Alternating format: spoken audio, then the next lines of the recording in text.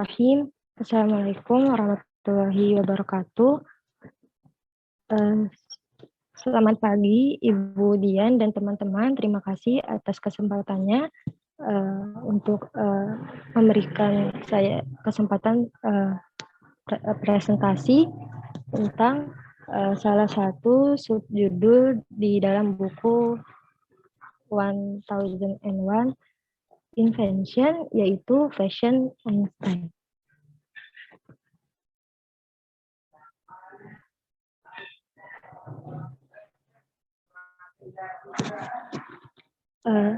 Sebelum masuk ke dalam penjelasan sejarahnya, alangkah lebih baiknya kita mengetahui terlebih dahulu pengertian fashion and style.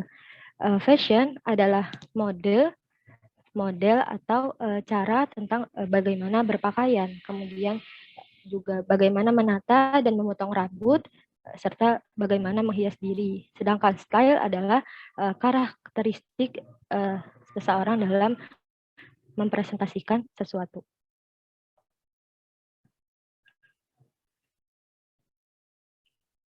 Kemudian saya akan membahas konsep fashion dalam Islam.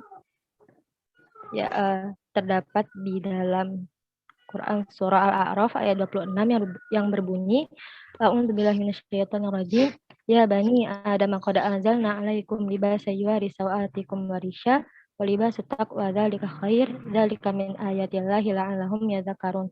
Yang artinya, hai anak Adam, sesungguhnya kami telah menurunkan kepadamu pakaian untuk menutup auratmu dan pakaian indah untuk perhiasan. Dan pakaian takwa itulah yang paling baik. Yang demikian itu adalah sebahagian dari tanda-tanda kekuasaan Allah. Mudah-mudahan mereka selalu ingat. Jadi konsep fashion dalam Islam adalah yang dapat menutup aurat, kemudian juga dapat menjadi perhiasan. Juga dikatakan dalam dalil lain untuk memelihara diri dari panas sinar matahari, kemudian agar terhindar dari godaan setan, dan pastinya untuk beribadah kepada Allah.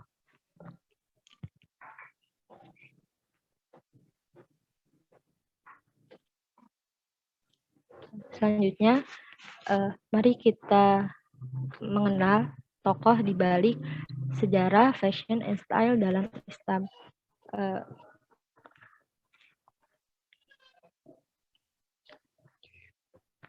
Yang pertama, yaitu ada Abu Al-Hasan Ali Ibn Nafi atau kerap dijuluki Ziryab, yaitu Blackbird. Kenapa dijuluki demikian? Karena beliau memiliki kulit yang berwarna hitam namun bersuara sangat merdu.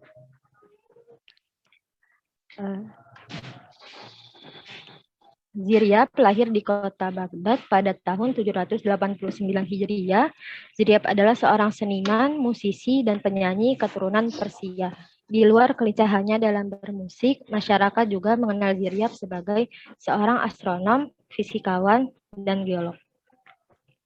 Ziryab merupakan salah satu tokoh multi-talent dalam sejarah peradaban Islam. Beliau memang tidak terlalu dikenal di dalam Islam, namun di Eropa namanya diagungkan dengan diabadikan menjadi nama-nama di beberapa tempat. Kemudian ini ada beberapa karya Ziryab di bidang fashion and style. Mulai dari yang pertama ada deodoran. Ziryab menciptakan deodoran untuk menghilangkan bau busuk, dan dia juga menciptakan pasta gigi yang kemudian langsung tersebar di seluruh wilayah Islam di Iberia. Sampai sekarang kedua komposisi bahan ini tidak diketahui, namun katanya pasta gigi yang dibuat oleh Ziryab memiliki rasa yang enak dan ampuh untuk menghilangkan bau mulut. Kemudian yang kedua, karya Ziryab yang kedua adalah beliau mendirikan salon dan sekolah kecantikan yang dikenal dengan Ma'had Jamal di Cordova untuk mempelajari seni tata rias. Letaknya tidak jauh dari Istana Emir. Di sana Ziryab pertama-tama mengajari istrinya sendiri dan beberapa wanita yang kemudian menjadi asistennya. Lalu asisten wanita ini mengajari wanita lain untuk mendesain pakaian dan membentuk bulu mata juga memakai celak. Itu salah satunya. Kemudian Ziryab juga mencetuskan mandi 2 kali sehari, yaitu mandi pagi dan sore hari untuk tetap menjaga kebersihan. Kemudian Ziryab mengenalkan gaya rambut baru di Cordova. Sebelum kedatangan Ziryab di Andalusia, masyarakat Andalusia itu memiliki rambut yang panjang, menutupi alis, menutupi telinga, bahkan menutupi leher. Kemudian Ziryab memotong pendek rambutnya dengan rapih, membebaskan alis, telinga, dan lehernya dari gangguan rambut panjang. Kemudian gaya rambut ini menjadi populer di Cordova.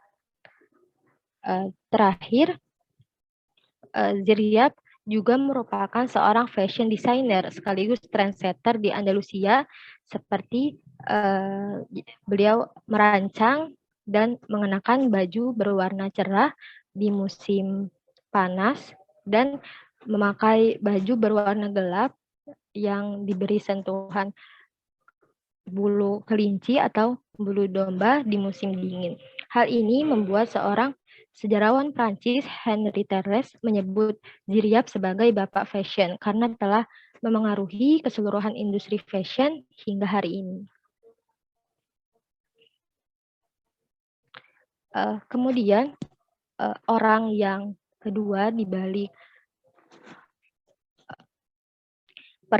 sejarah peradaban fashion and style adalah Muslim dari Andalusia, karena mereka merupakan pewaris sejumlah industri berbasis kayu ek yang dikembangkan oleh Romawi, termasuk pembuatan sepatu bersol gabus. Mereka mengintensifkan dan mendiversifikasikan teknik produksi dan sepatu bersol gabus menjadi universal di negara ini dan menjadi pokok perdagangan ekspor.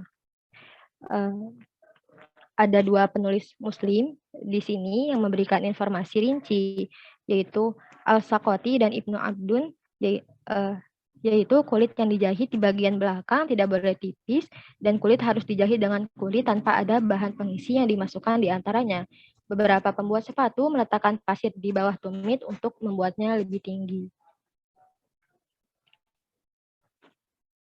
Kemudian kita akan membahas sejarah fashion and style dalam persepsi Islam. Yang pertama, ada di periode Islam Abbasiyah pada abad ke-7, pada tahun 632 Masehi, ada izar, sejenis sarung dan top jubah seperti ini, gamis, dari Arab pra-Islam bersama dengan komis atau kemeja tanpa kerah dikenal sebagai pakaian Muslim untuk semua gender atau unisex di Mesir. Setiap pakaian seringkali dikombinasikan dengan kaba atau mantel yang dilipat 2 kali dari kain lebar. Di sini juga dijelaskan bahwa Nabi Muhammad tidak menyukai warna merah dan kain bermotif kaya karena akan mengganggu pandangan ketika sholat, mengganggu pandangan orang yang di belakang ketika sholat, sehingga orang Muslim disarankan untuk menghindari warna mencolok dan bermotif ramai.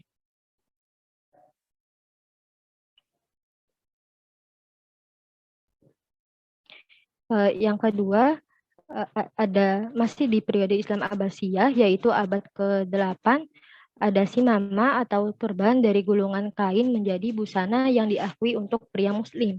Kemudian para wanita Muslim mulai menyukai pakaian warna-warni. Meskipun demikian, tidak lama setelahnya muncul abaya hitam yang mistik dan anggun. Namun konon ada kisah di balik kepopuleran warna hitam tersebut. Jadi kisahnya adalah pada suatu hari di kerajaan Arab Saudi, seorang pedagang yang menjual jubah berwarna-warni kehabisan baju warna-warni dan hanya menyisakan 1 baju berwarna hitam yang tidak diinginkan oleh siapapun. Merasa putus asa, sang pedagang ini kemudian mencari temannya yang merupakan seorang penyair dan juga bangsawan. Kemudian temannya ini membuat puisi yang memuji kecantikan dan keberkahan bagi wanita yang mengenakan pakaian hitam dan misterius. Dia juga menyebutkan bahwa hitam adalah warna yang dikenakan oleh orang kaya dan bangsawan. Beberapa hari setelah puisi itu ditulis, para wanita berbondong-bondong memburu gaun hitam.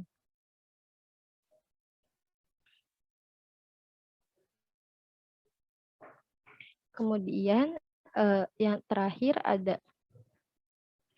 di Kekaisaran Ottoman abad ke-14, para wanita memilih enatri atau kaftan sebagai pakaian utama. Lalu kemudian para wanita Saljuk diketahui suka mengenakan kain bordir di kepala mereka atau terlihat mengenakan mahkota atau diadem yang mempesona dengan permata berbentuk tanaman di bagian tengah dahi. Tak lama setelahnya, hiasan kepala wanita mulai berubah menjadi topi lebih ringan yang disebut hotog.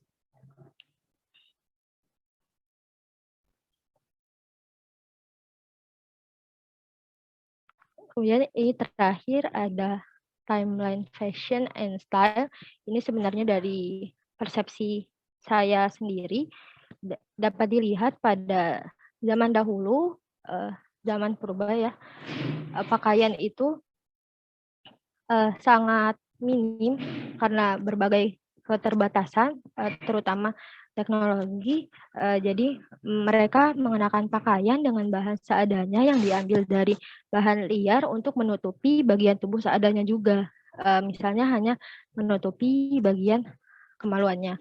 Kemudian dapat kita lihat fashion sekarang sudah berkembang jauh, sudah berkembang sangat pesat mulai dari bahan, warna, dan semacamnya.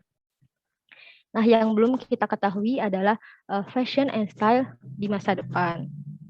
Jika merujuk pada teori perubahan sosial, pada teori siklus, yaitu teori yang berulang, maka model pakaian akan kembali seperti zaman dahulu. Mungkin ini ya dari penampilannya, jadi bakal semakin minim gitu pakaiannya. Jadi terus kemarin juga saya sempat lihat ada fashion show untuk perempuan, tapi hanya mengenakan pakaian yang menutupi kemaluannya saja, kayak semacam bikini gitu. Nah, namun jika merujuk pada teori perkembangan linier, maka teknologi di pakaian ini akan semakin canggih. Contoh di dalam pikiran saya, di dalam imajinasi saya, pakaian dapat mempunyai ekstrak parfum tersendiri gitu. Jadi kita nggak usah repot-repot pakai parfum. Cuma dia mungkin punya jangka waktu cuma hanya bisa 3 bulan atau 2 bulan gitu. Kemudian pakaian juga mungkin nantinya bisa berganti-ganti warna sesuai yang kita inginkan atau sesuai tempat di mana kita berada.